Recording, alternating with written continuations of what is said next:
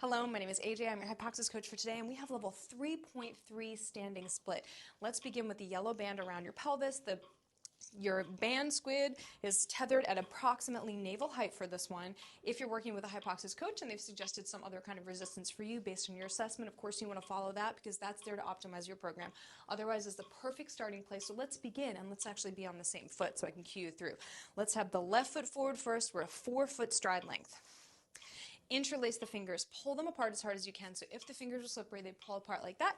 Non-dominant grip on top first. That's important for your wrist stability and mobility, and also for your brain. Now bring the arms as high as they can go without flaring the ribs. You're hinged from the hip just a little bit. In fact, you may want to put your hand on your low back the first time you try this movement. So we're here, pulling the fingers apart, and we're hinged. Here's what the movement looks like, so I can demonstrate before we go into it.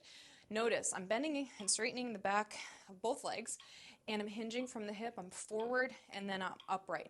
That back knee can get as close to the ground as you want it to, as long as the pelvis doesn't dip. So one of the main points to begin with is keeping your pelvis level and stacked. If that right side of the ab ribbon drops below the left, then you know you've lost your stability. So don't drop the pelvis to get the knee close to the ground. Progressing the movement is fine as long as you're doing it with good form. I like to demonstrate it just like a partial rep because you're getting a ton of work, especially when we add these other layers of specificity. So interlace the fingers, bring them up.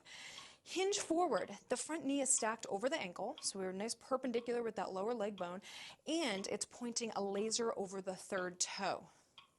It's not here, but it's here.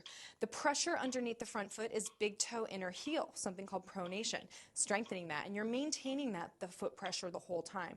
So we're also adding in ground resistance. When I cue ground resistance, I simply mean pull the front foot back toward the back foot. So if the floor was slippery, the foot would pull back like this. That's our ground resistance.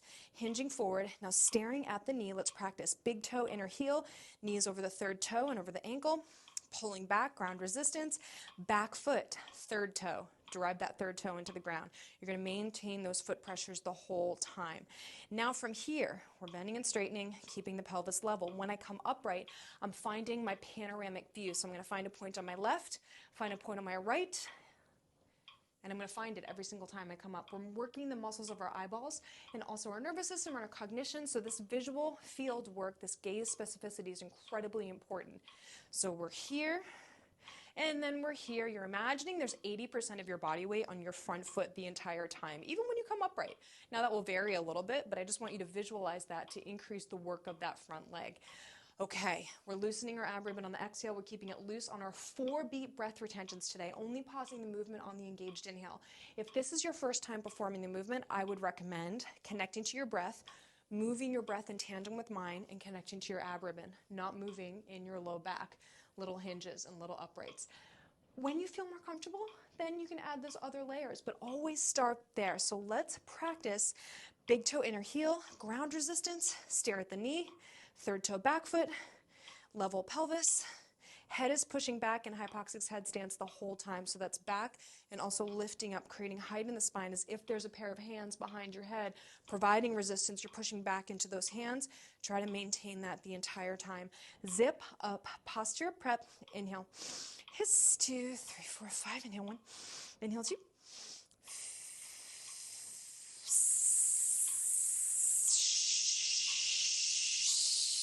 Loosen your ab ribbon, you're holding 4, 3, 2, 1. Pause, panorama, inhale, inhale.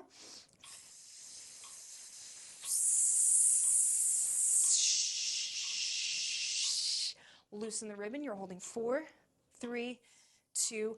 Pause here for the inhale, inhale.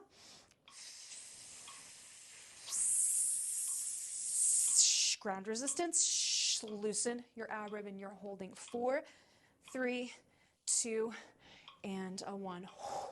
Amazing, amazing work. Now it's time to rest 15 to 30 seconds and then repeat the exercise on the other side. So you can either rewind the video about 60 seconds so we can perform it together, or you can try it on your own.